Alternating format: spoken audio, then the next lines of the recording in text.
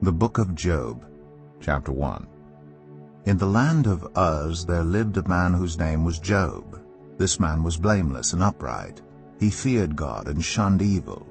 He had 7 sons and 3 daughters, and he owned 7,000 sheep, 3,000 camels, 500 yoke of oxen, and 500 donkeys, and had a large number of servants. He was the greatest man among all the people of the East. His sons used to hold feasts in their homes on their birthdays, and they would invite their 3 sisters to eat and drink with them.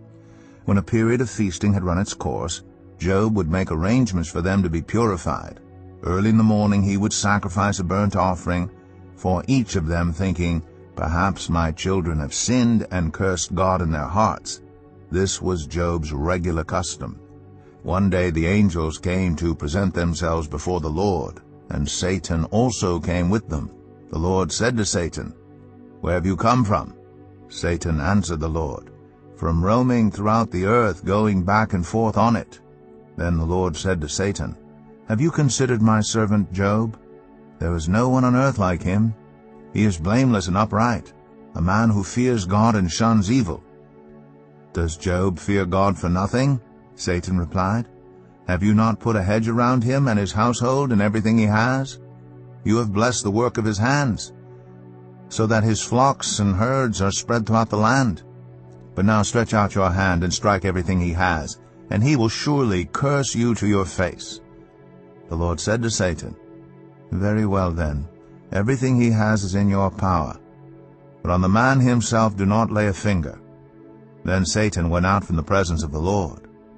One day, when Job's sons and daughters were feasting and drinking wine at the oldest brother's house, a messenger came to Job and said, "The oxen were plowing, and the donkeys were grazing nearby, and the Sabaeans attacked and made off with them. They put the servants to the sword, and I am the only one who has escaped to tell you."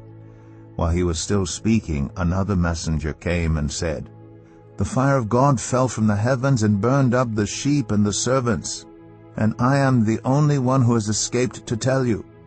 While he was still speaking, another messenger came and said, "The Chaldeans formed 3 raiding parties and swept down on your camels and made off with them. They put the servants to the sword, and I am the only one who has escaped to tell you." While he was still speaking, yet another messenger came and said, "Your sons and daughters were feasting and drinking wine at the oldest brother's house, when suddenly a mighty wind swept in from the desert and struck the 4 corners of the house. It collapsed on them, and they are dead, and I am the only one who has escaped to tell you."